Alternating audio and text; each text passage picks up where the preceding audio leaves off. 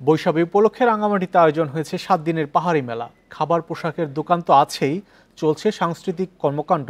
পাহাড়িদের পাশাপাশি বিভিন্ন জেলার দর্শনার্থীরাও যাচ্ছেন মেলায়। বান্ডেল থাকলে প্রতি সেনমানিতে টাকা বাঁচবে।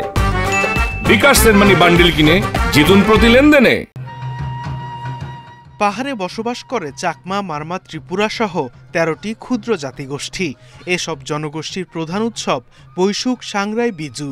প্রতি বছর এপ্রিলের শুরু থেকেই উৎসবকে কেন্দ্র করে নানান ঐতিহ্যবাহী খেলা, সাংস্কৃতিক কর্মকাণ্ডে মেতে ওঠেন পাহাড়িরা।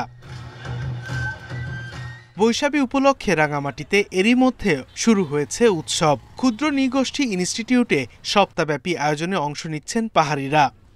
এই বিজু মেলাটা পার্বত্য অঞ্চলে, পার্বত্য রাঙ্গামাটিতে আমি মনে করি একটি সম্প্রীতির মিলন মেলায় পরিণত হয়। বিজু অনুষ্ঠান অনুষ্ঠিত হচ্ছে রাঙ্গামাটি কালচার ইনস্টিটিউটে, তো আমাদের অনেক বেশি ভালো লাগছে। আমার বন্ধু বান্ধব নিয়ে আমি আসছি এখানে।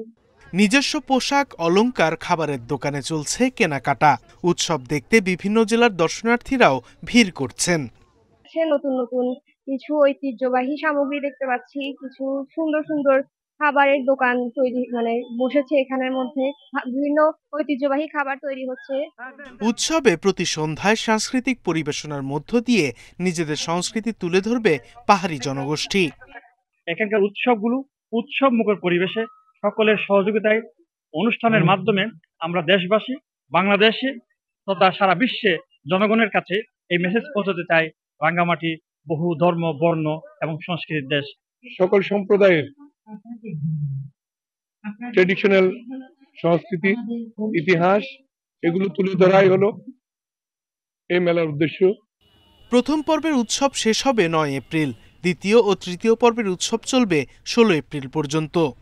রাঙ্গামাটির এই বৈচিত্র্যময় আয়োজনে সার্বিক নিরাপত্তা ব্যবস্থা অত্যন্ত চমৎকারভাবে তৈরি করা হয়েছে, যাতে করে সমস্ত জনগোষ্ঠী এটাকে সুন্দরভাবে উপভোগ করতে পারবে। আগামী 12 এপ্রিল পুরনো বছরকে বিদায় জানানো হবে। 13 এপ্রিল হবে মূল বিজু।